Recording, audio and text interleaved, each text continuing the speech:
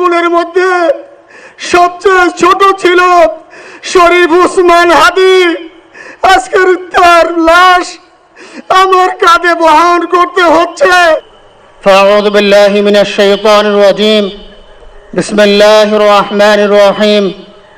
কুল্লু নাফসিন যায়িকাতুল মাউত।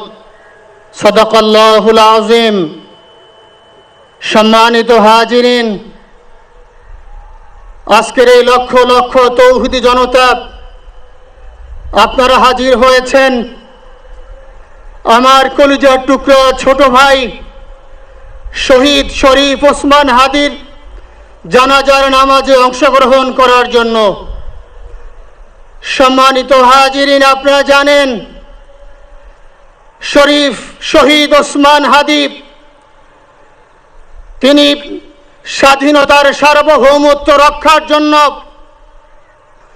এই বাংলাদেশের 18-20 কোটি মানুষের কাছে একটি মেসেজ দিয়েছিলেন কিভাবে একটি স্বাধীনতার সার্বভৌমত্ব রক্ষা করতে হয়। আজকের বড় পরিতাপের বিষয়, আমার বলার মতো কোনো অবস্থা নেই। আপনারা জানেন যে শরীফ ওসমান হাদির একটি বাচ্চা মাত্র 8 মাস বয়স। ওর বাচ্চা যখন জন্ম হয়েছে আমাকে বলেছেন, ভাই আমার বাচ্চার জন্য একটি নাম নির্বাচন করেন, যেই নামের মধ্যে বিপ্লবী চেতনা থাকবে। আমার সন্তানের জন্য একটি নাম নির্বাচন করেন, যেই নামটা সাহসিকতার পরিচয় বহন করবে। আমি অনেক যাচাই বাছাই করে ওর সন্তানের নাম দিয়েছিলাম ফিরিনাস, বিপ্লবী এবং সাহসী। সম্মানিত ভাইয়েরা, আজকের ওর সন্তানের চেহারার দিকে তাকানো যায় না। আজকের আমার মা প্রায় পাগল হয়ে যাচ্ছে, জ্ঞান হারিয়ে ফেলছে। আমার ভাই বোন তারা পাগল হয়ে যাচ্ছে।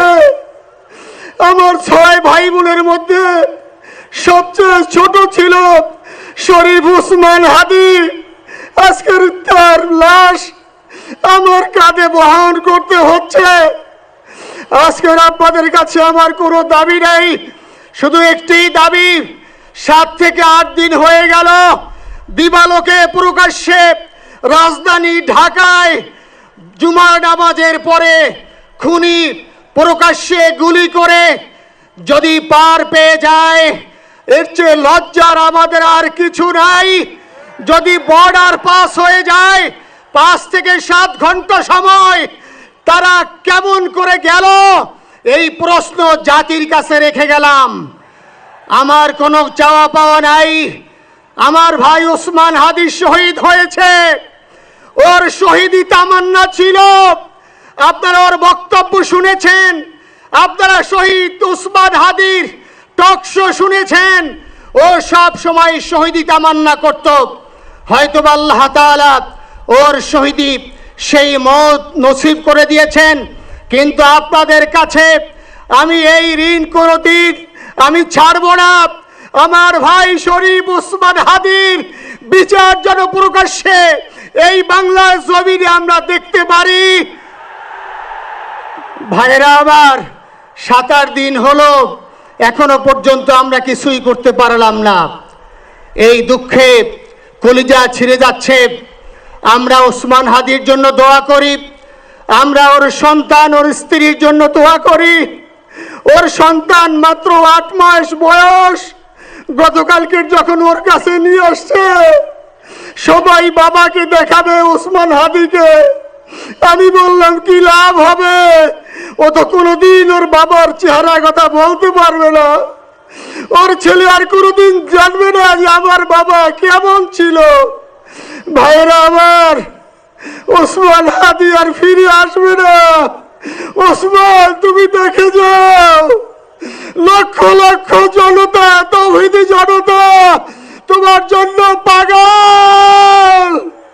ওসমান, তুমি মরো নাই, তুমি আমাদেরকে পাগল বানাই দিয়ে গেছো। আল্লাহর কাছে আমরা সবাই দোয়া করি, আল্লাহ যেন আমার ভাই শহীদ শরীফ ওসমান হাদিকে জান্নাতুল ফিরদাউসের মেহমান হিসাবে কবুল করেন। আল্লাহ তাআলার কাছে দোয়া করছি, আয় আল্লাহ তাআলা, আমরা যারা বেঁচে আছি ঈমানের সাথে স্বাধীনতার সার্বভৌমত্ব রক্ষা করে তৌহিদের দ্বীপ বাংলাদেশকে যেন আমরা রক্ষা করতে পারি, সেই তৌফিক আল্লাহ তাআলা আমাদের নসিব করুন। আপনাদের সবার কাছে দোয়া চাচ্ছি। আমার মেজো ভাই ওমর ফারুক সাথে ছিল, ওর জন্য আপনারা দোয়া করবেন। আমার ছোট বোন মাসুমা অ্যাবনর্মাল হয়ে গেছে, তাকে চিকিৎসা করাচ্ছি, ডাক্তাররা বলছে অনেক বেশি সমস্যা। আমাদের পরিবারের জন্য একটু দোয়া করবেন। আমাদের আর কোনো চাওয়া পাওয়া নাই। শরীফ ওসমান হাদি, তুমি বেঁচে থাকো, আমরা ওর জন্য দোয়া করি। আল্লাহ তাআলা শরীফ ওসমান হাদিকে জান্নাতের সর্বোচ্চ মাকাম নসিব করুন। আমিন।